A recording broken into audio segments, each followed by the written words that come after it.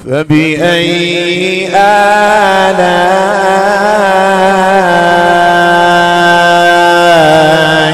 ربكما تكذبان تبارك الذي بيده الملك وهو على كل شيء قدير. پھر الذي خلق الموت والحیات لیبلوکم ایکم احسن عملا وهو العزیز الغفور.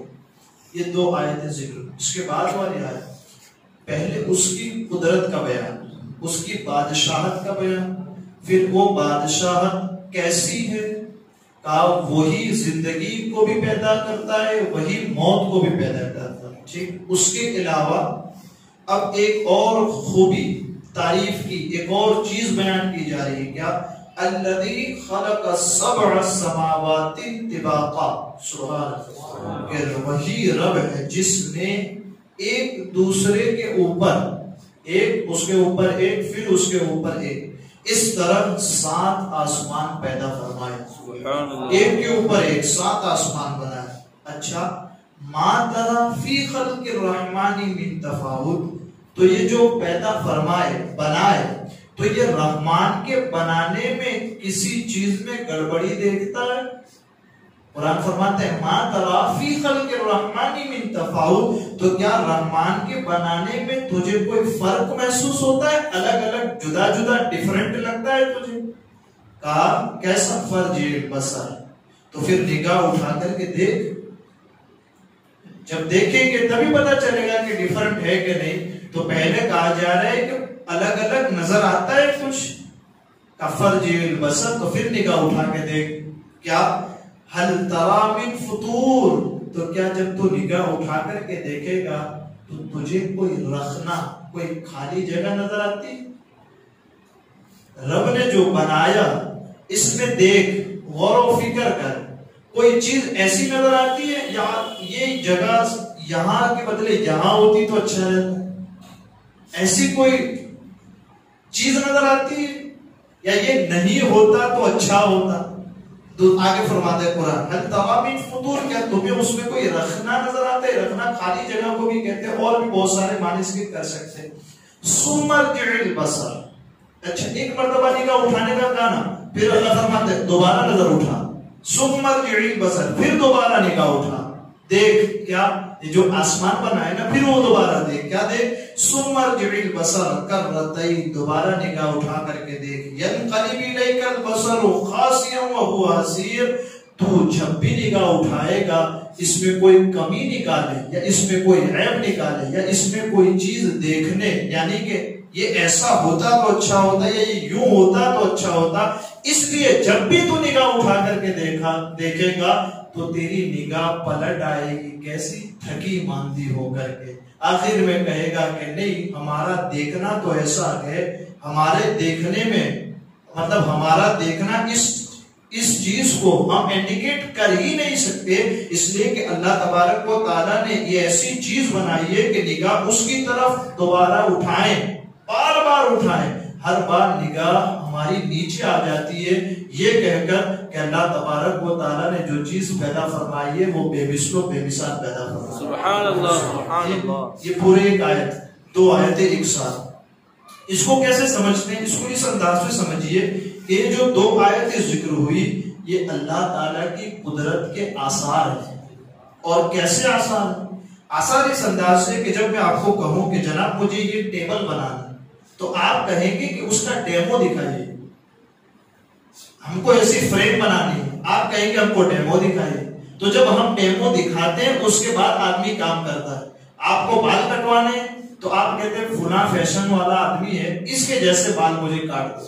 تو آپ سب سے پہلے کوئی مثال، اداہرن، کوئی داخلہ، کوئی ایگزامپل دیتے ہیں اور اس کے بعد وہ چیز بنائی جاتی ہے، پیدا کی جاتی ہے. اللہ تبارک و تعالیٰ نے جو چیز یعنی یہ آسمان بنایا ہے یہ تو بغیر کسی مثال کے بنایا ہے.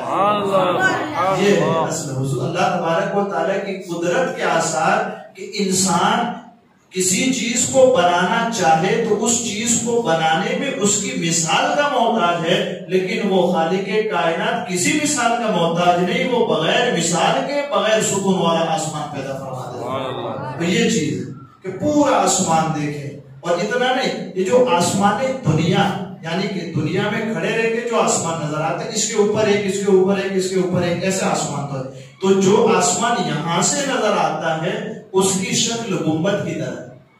ایک گنبد ہے نا پورا، ایسا گنبد یوں رہتا ہے، پھر نیچے سے آدمی دیکھتا ہے اس کو، گنبد نما ہے. لیکن گنبد کے اوپر کے جتنے آسمان ہیں نا وہ کیسے ہیں؟ وہ تیر کی کمان جو ہوتی ہے، تیر کی کمان ایسے ایک آسمان، پھر اس کے اوپر کے جو 6 آسمان ہے وہ تیر کی کمان کے مانند ہے. اور یہ والا آسمان جو ہماری نگاہوں سے ہمیں دکھتا ہے وہ ایک گنبد نما شکل کی طرح ہے کہ جب یہاں سے دیکھیں تو ایسا لگتا ہے وہاں ختم ہوگا، لیکن جب وہاں پہنچے تو پھر وہی آسمان. پھر دور پہنچے پھر سوچتے ہیں پھر وہاں ختم ہوگا، تو پھر وہاں پہنچتے پھر وہی آسمان. سبحان اللہ. یہ ہے قدرت کہ اس نے جو چیز بنائی ہے وہ کسی مثال کا محتاج نہیں. ہاں اس کی چیزوں کو دیکھ کر کے انسان بناتا ہے کہ ایسے بنایا جاتا ہے. ٹھیک ہے، تو یہ ہے قدرت کا کرشمہ، اور یہ اللہ تبارک و تعالیٰ کی قدرت کے آثار ہیں کہ ایک کے اوپر ایک 7 آسمان بنائے، ہر آسمان دوسرے آسمان کے اوپر کمان کی طرح ہے، اور دنیا کا جو آسمان ہے وہ گنبد کی طرح ہے، اور ایک آسمان کا فاصلہ دوسرے آسمان سے کئی 100 برس کا. یعنی کہ پیاس کا کیسا مسئلہ ہے کہ اس کے اوپر کی ایک پڑ ہٹائیں تو فوراً دوسری آتی ہے، دوسری ہٹائیں تو تیسری آتی ہے، جو تیسری ہٹائیں تو چوتھی آتی ہے، بار بار آتی ہے. کچھ ایسا ڈیفرنٹ ہوتا ہے. اتنا بڑا پیاز بھی لو آپ تو اس کے اوپر سے نکلتی جاتی ہے. کیا ایسا ہوتا ہے کہ اتنے بڑے پیاز میں ایک پوست ہو اور بیچ میں اتنی ساری جگہ خالی ہو پھر دوسری پوست کا جو 7 آسمان بنائے نا، یہ مت سمجھنا پیاس کی طرح کہ ایک اس کے اوپر ایک، اس کے اوپر ایک، اس کے اوپر، اس طرح نہیں ہے. کہا کس طرح ہے؟ ایک آسمان کے بعد کئی 100 برس آدمی چلتا رہے پھر جا کر کے دوسرا آسمان، کئی 100 برس تک چلتا رہے اس کے بعد آتا ہے. ایک آسمان کا فاصلہ دوسرے آسمان سے کئی 100 برس کی راہ ہے. تو اے بندے، اللہ کے بنانے میں کوئی فرق اور کوئی عیب دیکھتا ہے؟ کہیں کوئی خالی چیز نظر آتی ہے، کہیں کوئی عیب نظر آتا ہے کہ یہ آسمان ایسا نہیں، ایسا ہونا چاہیے تھا، یا یہ آسمان ایسا کیوں ہے؟ کہا نہیں دیکھے گا، بلکہ انہیں مضبوط، درست، برابر اسے پائے گا. کہیں کوئی جگہ خراب نہیں آئے گی، کہیں کوئی جگہ خالی نظر نہیں آئے گی.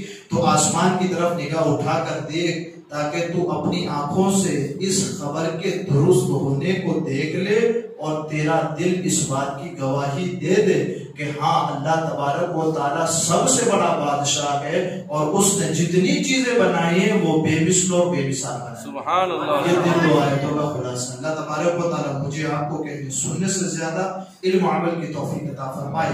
قرآن مقدس کو سیکھنے، اس کے ترجمے تفسیر کو دل میں بسانے، یاد رکھنے، اس پر عمل کرنے، اس میں غور و فکر کرنے کی بھی اللہ تعالیٰ توفیق عطا فرمائے. کہنے سننے میں عمدن سہون کوئی خطا ہوئی ہو اللہ عز و جل معاف فرمائے. استغفر اللہ ربی من کل ذنب واتوب الیہ. وصلی اللہ تعالی علی خیر خلقہ محمد وعلی آلہ واصحابہ اجمعین برحمتک یا ارحم الراحمین.